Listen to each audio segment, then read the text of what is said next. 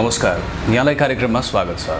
चियासँग साहित्यमा 8औं कप चिया पिउनको लागि आज हामीसँग हुनुहुन्छ दीपक सम्चु। उहाँको एउटा नयाँ कविता सङ्ग्रह भर्खरै प्रकाशित छ, अनुहारमा आप्पा। यहाँलाई कार्यक्रममा स्वागत छ। धन्यवाद।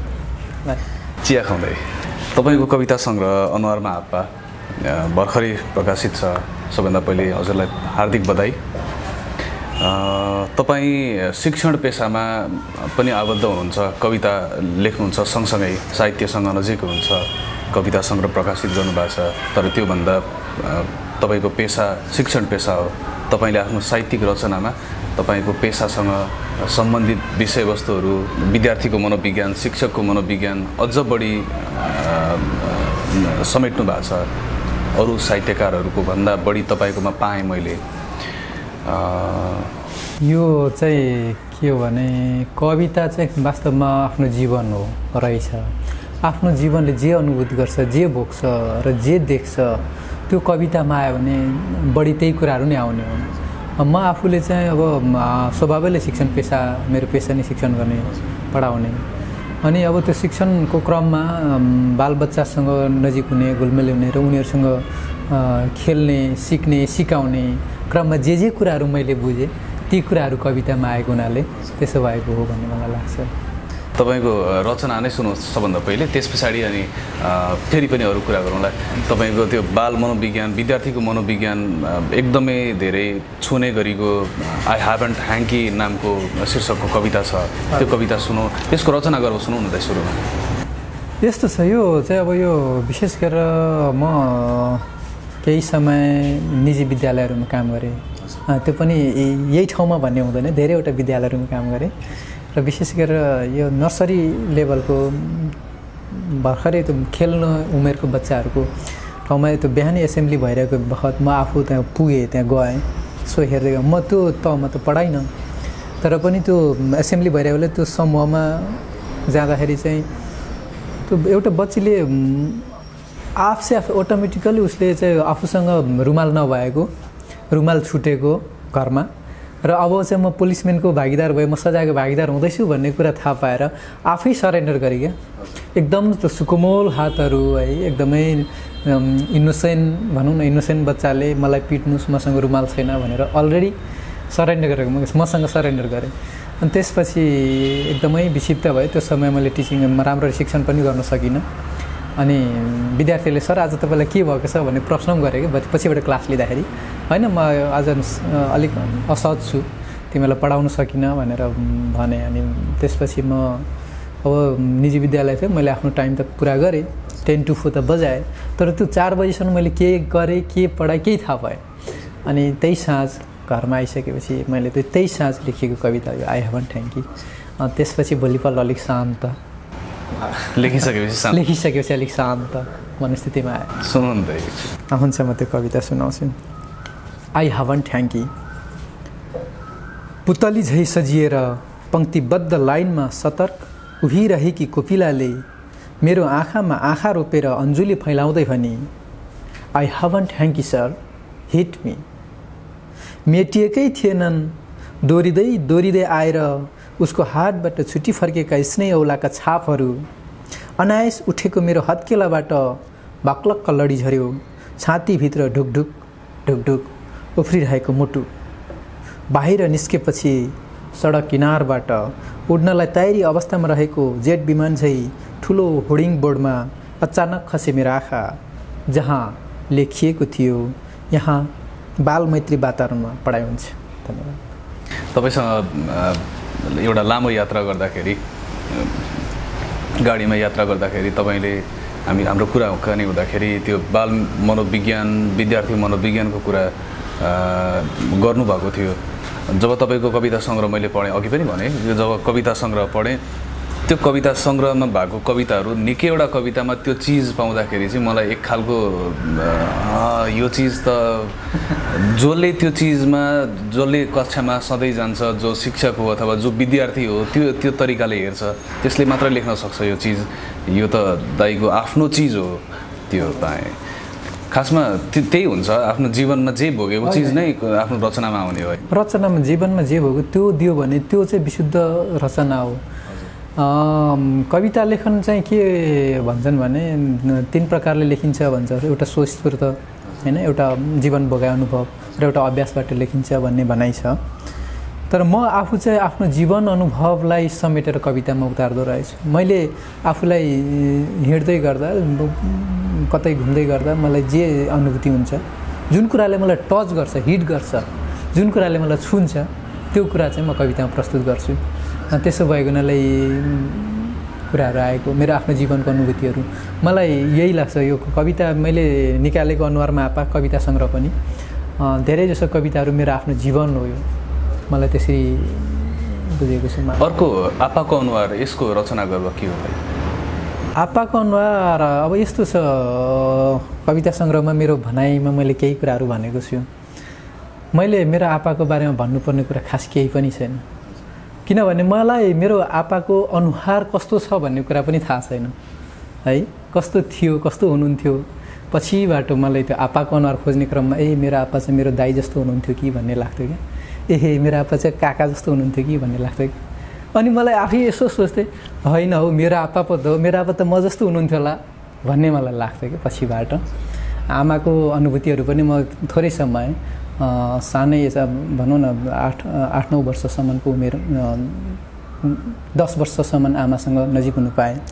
10 वर्षमा आमाको काखमा हुर्किने, खेल्ने हैन, आमासँग नजिक हुने सौभाग्य पाएँ। तर आपा चाहिँ कस्तो हुनुहुन्थ्यो भन्ने कुरा चाहिँ मलाई ठ्याक्कै कहिले पनि सम्झिनँ, धेरै चित्र आएन। धेरै पछि जब म एसएलसी पास गरेँ, एसएलसी अहिले त एसई भएको छ, त्यतिखेर एसएलसी पास गरेँ 2058 सालमा। अनि मेरो नागरिकता बनाउने क्रममा आपाको नागरिकता चाहियो।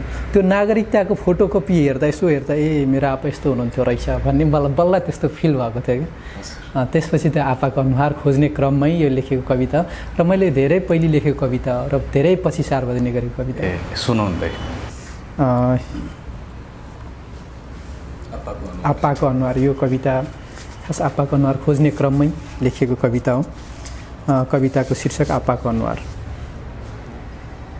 खेल्दा खेल्दै आफ्नो आप्पाको हात समाउँदै छोडी गएपछि साथीले बारेडिल आएर सोधेथे, आमा कस्तो थियो मेरो आप्पा? कान्लामै उभिएर आमाले धुमिल आकाश हेर्नुभयो र आधा भरिएको डोकोमा मुठीको घाँस फ्यात्त फाँकेर खाँद्न थाल्नुभयो। छिटो भन्न कस्तो थियो मेरो आप्पा? ठुट्टो रुखको चिउलो लुस्दै भन्नुभयो र ठुलो भएपछि ऐना हेर्नु देख्नेछस् आप्पाको अनुहार। बाख्रो पाठो झैँ बुरुक्क बुरुक्क उफ्रिँदै घर आएँ, मूल ढोका छेउको ठुलो ऐना हेरेँ, देखिनँ आप्पाको अनुहार।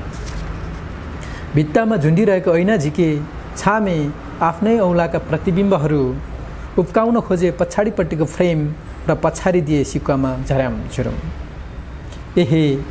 आमाले हेर्ने बट्टे ऐनामा पो देखिन्छ होला आप्पाको अनुहार। पिङ्ग्या माथिको बाघमुखे काठको बाकस मझेरीमा झारे, केही खुसी जोगाइरहेको तालालाई लोहोराले ड्याङ ड्याङ कुच्याएँ। रहस्यको गाठो कसी बसेको कब्जालाई खुखुरीको टुप्पोले ठुङ्गी ठुङ्गी फुस्काए। नउग्रिएपछि बाकस पञ्चरको धारले कैटाएर बट्टे ऐना झिकी हेरे, देखा परेन आप्पाको अनुहार। बट्टे ऐना खोल्दा साँच्चैको आप्पा फुत्त निस्किने पो हो कि? बिस्तारै बिस्तारै बट्टा खोली हेरे, चुपचाप थियो बट्टाभित्र पक्रि नसकेको कोपिला झैँ बेरिएको एक झुप्पो पोते।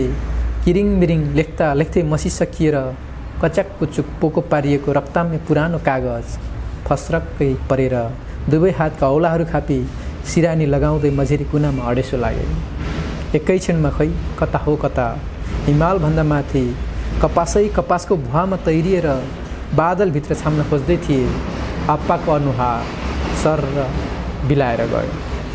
तन्द्रामै रहेर आँखा मिच्दा मिच्दै रेशमी तरङ्ग गुजुल्टीले आएर साउती गर्यो, आमाको ढुकढुकी छाम्नु मेरो प्राण भेट्ने छौ। अल्झी बसेको हुनेछु नानीभित्र निहालेर हेर्नु आमाकै आँखा। मूल घर अब त स्थायी घर अब त विराटनगर नै भयो तपाईँको?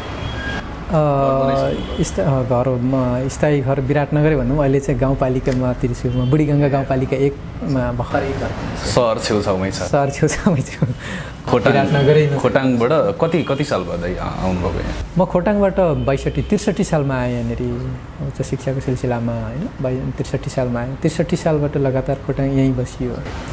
अब त सहर घर जस्तै भइसक्यो। सहर घर जस्तो भइसक्यो, तर पनि के हुँदो रहेछ भने त्यो आफू जुन ठाउँमा जन्मियो, जुन ठाउँमा हुर्कियो, जुन ठाउँमा खेलियो होइन, त्यो ठाउँले चाहिँ कहिले पनि छोड्दैन हामीलाई, जीवनभर छोड्दैन रहेछ है। अचम्म चाहिँ के लाग्छ भने म गाउँ छोडेर आइसकेपछि जम्मा 2चोटि मात्रै पहाड पुगेँ कि आफ्नो जन्मथलो पुगिरहेको छु। यो 62-63 सालमा सहर छिरेँ, त्यसपछि अहिले लागिसक्यो। यो चाहिँ सुरुको चरणमा जब म गाउँ छोडेर, खासमा म गाउँमा पनि अपनत्व खोज्दै हिँड्ने क्रममा त्यो गाउँमा नहुँदो रहेछ, अब यहाँ बसेर चाहिँ यो चिज नपाइँदो रहेछ भन्ने लाग्यो। त्यसपछि म सहर छिरेँ। सहर छिरिसकेपछि त झन् सहर त भद्रगोल छ है, अस्तव्यस्त छ है, कोही कसैलाई कसैको कुरा सुन्ने फुर्सद छैन। गाउँघरमा त कमसेकम चौतारीले सुन्छ होइन, हावाले सुन्छ, वन जङ्गलले सुन्छ है, खोला नालाले सुन्छ मनको भाका, मनको कुरा। यहाँ त ती कुनै चिजले सुन्दैन, मान्छेले त सुन्दैन, तर ती चिजहरू पनि छैन। त्यसपछि लेखेको कविता हो सहर दुई।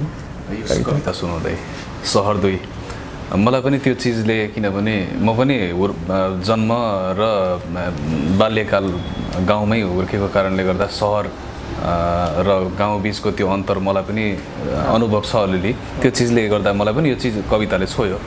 यो चाहिँ सहर छिरिसकेपछि लेखेको कविता हो र यो सहर दुई कविता म सुनाउँछु। यस सहरमा थुप्रै दुःखहरू छन्, थुप्रै पीडाहरू छन्, थुप्रै घाउहरू छन्, थुप्रै चोटहरू छन्, तर यहाँ दुख्दैनन् दुःखहरू, पिरोल्दैनन् पीडाहरू, बल्झिँदैनन् घाउहरू, चोइटियत्र अन्यत्र कतै खस्दैनन् चोटहरू। वेदना लुकाएर अन्तस्करणमा आदम्बरी मुस्कान फ्याँक्छ, झोलामा भिरेर हतार, आधुनिकता हुङ्कार छ अँध्यारो, विलासितामा जोगाउँछ अभाव, छिचोलेर विकृति गर्व गर्छ अहम, कृत्रिमतामा डुबेर स्वर्गीय आनन्द भूतिको प्रचार गर्छ ढोगी सहर। धन्यवाद है। यो कार्यक्रममा 3वटा मात्रै कविता समावेश हुने भएकोले गर्दा मलाई अघि छान्नको लागि कुन कविता चाहिँ प्रस्तुत गर्ने र कार्यक्रममा समावेश गर्ने भनेर छान्नको लागि नै एकदमै धेरै गाह्रो भयो। त्यसमा सम्बोधन शिक्षकलाई भनेर बुबाको नजरले बुबाको भावनाहरू चाहिँ, विचारहरू चाहिँ त्यो कवितामा भएको थियो, त्यसलाई अलिकति भनिदिनुहोस्। यस्तो छ, हामीले आफ्नो बच्चाहरूलाई एकदमै त्यो प्यारका साथ, एकदमै प्रेम, एकदमै माया गरेर हुर्काइरहेका हुन्छौँ।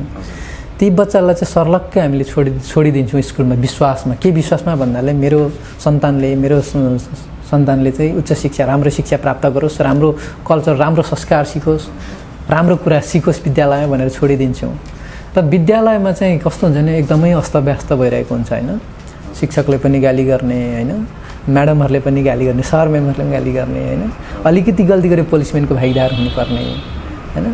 त्यो अवस्था चाहिँ बुवा आमाले प्रत्यक्ष त्यहीँ बसेर आफूले फिल गर्दा के हुन्छ होला भन्ने मलाई महसुस लाग्यो र सम्बोधन गर्नुभयो शिक्षकलाई। मलाई त्यसको त्यो उसले हाँस्दै खेल्दै रमाउँदै आफ्नो आमाको मुहारसँगै आफूलाई राम्ररी चिन्न सकोस् भनेर लेख्नु भएको छ। त्यो आफूलाई चिन्न चाहिँ सिकाइदिनुहोस्, शिक्षकले सिकाइदिनुहोस् भन्ने खालको भावना हो। मलाई यस्तो लाग्छ क्या, हाम्रो शिक्षण पद्धति चाहिँ एकदमै के छ भने कतैबाट गाइडेड छ क्या। हामीले हाम्रो कुरालाई दिनु सकिरहेको छैनौँ, हामीले हाम्रो कुरालाई बुझाउन सकिरहेका छैनौँ। जबसम्म हामीले हाम्रो कुरालाई बुझाउन सक्दैन, हाम्रो शिक्षण सिकाइहरू पनि अपुरो रहन्छ, अधुरो रहन्छ। र अहिलेको यो आम विकराल समस्या पनि त्यही हो जस्तो लाग्छ होइन। तैपनि हामी त फेरि टिचर हौँ होइन, पाठ्यक्रमले निर्देश गरेको छ, निर्देश अनुसार हामीले गाइड भएर काम गर्नुपर्छ। तर त्यो निर्देशनै त्यसरी आइदियो भने शिक्षण भनेको त जुन बच्चाले आफ्नो क्षमता, आफूभित्रको कुरालाई जुन बच्चाले चिन्न सक्यो त्यसले त जीवनभर आफ्नो सहज ढङ्गले बाँचिगयो नि। उसले त सरल ढङ्गले बाँचिगयो नि सहज भइगयो नि उसलाई त होइन। तर हामीले चाहिँ के छ भने आफूलाई नचिन्ने अरूलाई चिनाउनु हाम्रो शिक्षण पद्धति त्यस्तो छ होइन। र चाहिँ यसरी शिक्षण पद्धतिकै विरोध चाहिँ गरेको होइन होइन। तर कमजोरीहरू छन् है, ती कमजोरी ससाना कमजोरीहरू छन्, त्यो कमजोरीहरूलाई चाहिँ निहाल्नुपर्छ है भन्ने उद्देश्य हो यो कविताको है। त्यो त्यसरी लेखिएको र जुन बच्चाले आफ्नो चिजहरूलाई आफूले ग्रहण गरेर अगाडि जान सक्यो उसलाई सहज हुन्छ, सजिलो हुन्छ जिउनको लागि, अगाडि बढ्नको लागि। हवस् त दाइ, कार्यक्रममा समय दिनुभयो, धेरै धेरै धन्यवाद। हजुर एकदम धन्यवाद, एकदम खुसी लाग्यो। यो एकदमै समयलाई म्यानेज गरेर मेरो कविता सङ्ग्रह पढिदिएर होइन मलाई यो कार्यक्रममा निम्ति दिनुभयो, यसको लागि एकदमै आभारी छु, धन्यवाद। र यो टिमलाई पनि धन्यवाद। हवस् त, यहाँले पनि कार्यक्रम हेरेर साथ दिनुभयो, यहाँलाई पनि धेरै धेरै धन्यवाद। आज हामीसँग हुनुहुन्थ्यो कवि दीपक सम्छु। अर्को साता अर्को अतिथिका साथमा हामी उपस्थित हुनेछौँ। बिदा चाहन्छौँ, नमस्कार।